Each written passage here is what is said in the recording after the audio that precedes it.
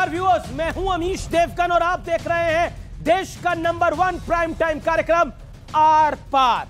3 तलाक, 370 और राम मंदिर के बाद मोदी सरकार एक और बड़ा कदम उठाने जा रही है और इसका आगाज नई संसद से होगा। सूत्रों की अगर माने तो मॉनसून सत्र में मोदी सरकार समान नागरिक संहिता यानी यूसीसी का बिल ला सकती है।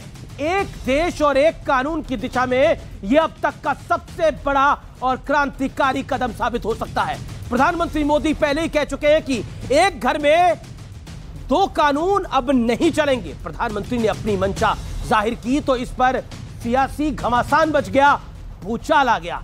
कांग्रेस के वरिष्ठ नेता सलमान खुर्शीद कह रहे हैं कि यूसीसी की देश में कोई आवश्यकता तक नहीं है।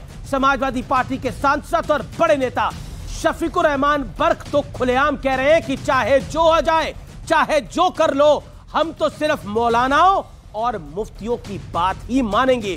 सोचिए, ये वही लोग हैं जो सीएए पर के वक्त बराबरी का रोना रोते थे। शाहीन बाग याद है ना आपको? इन लोगों की मांग थी कि सीए में मुसलमानों को कोई क्यों नहीं शामिल किया गया, लेकिन आज इन्हें बराबरी खल रही है। और क्यों खल रही है? ये कैसा डबल स्टैंडर्ड है? जिस यूसीसी का जिक्र भारत के संविधान में है, जिस यूसीसी का समर्थन खुद बाबा भीमराव अंबेडकर थे, उस यूसीसी पर मुसलमानों को डराया क्यों जा रहा है? क्या यही असली डर है? तुष्टीकरण से संतुष्टीकरण की तरफ बढ़ रहे भारत से? आर पार में आज इसी मुद्दे पर होगी सबसे बड़ी और सार्थक चर्चा। क्या बीजेपी कोई बड़ा खेल खेल रही है? आज इस मूल सवाल को भी हम उठाएंगे।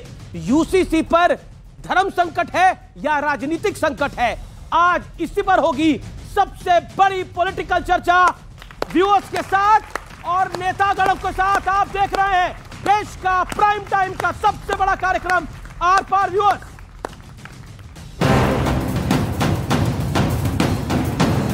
एक घर में परिवार के एक सदस्य के लिए एक कानून हो, परिवार के दूसरे सदस्य के लिए दूसरा कानून हो, तो क्या वो घर चल पाएगा क्या?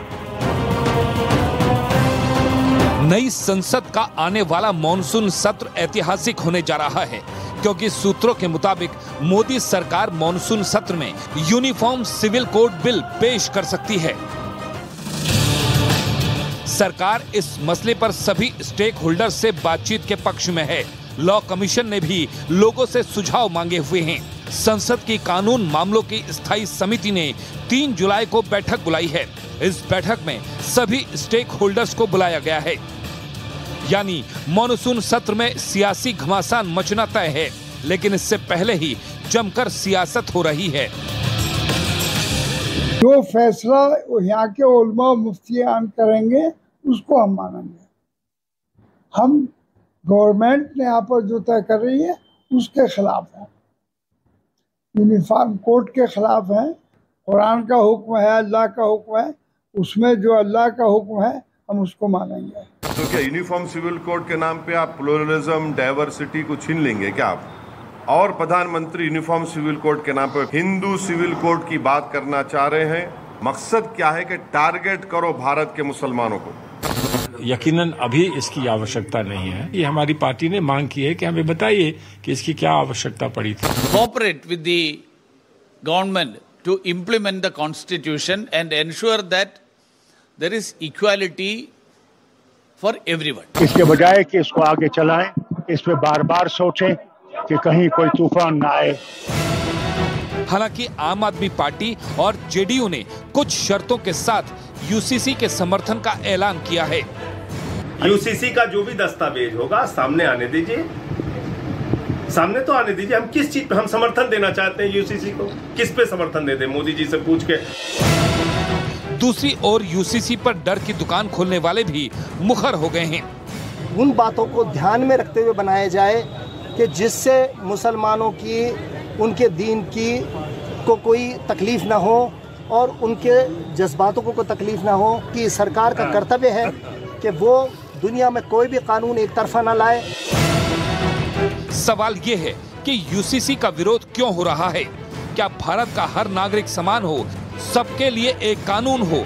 क्या कुछ लोगों को इससे किसी तरह की सियासी अड़चन की आशंका है? तुष्टीकरण से संतुष्टीकरण की तरफ बढ़ रहा भारत किसके लिए परेशानी का सबब है?